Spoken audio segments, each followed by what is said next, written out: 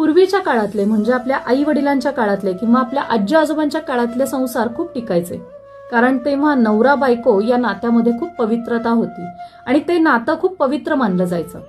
पण आत्ताच्या काळात कुठेतरी या नात्यातली पवित्रता हरवत चालली आहे मित्रांनो.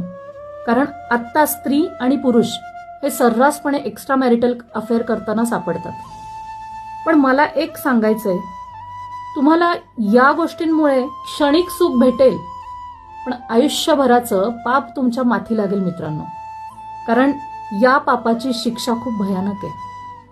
आणि एक्स्ट्रा मॅरिटल अफेअरमध्ये स्त्रियांना असं वाटतं समोरचा माणूस माझ्यावर खूप खरं प्रेम करतोय, किंवा पुरुषाला वाटतं समोरची स्त्री पूर्णपणे माझी आहे. पण असं कधीच नसतं मित्रांनो. प्रेम हे फक्त एकदा होतं, लग्न हे फक्त एकदा होतं आणि संसारही फक्त एकदाच होतो.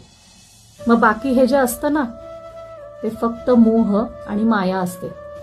त्याच्यामुळे या गोष्टी जेवढ्या टाळता येतील तेवढ्या टाळा. हे करू नका.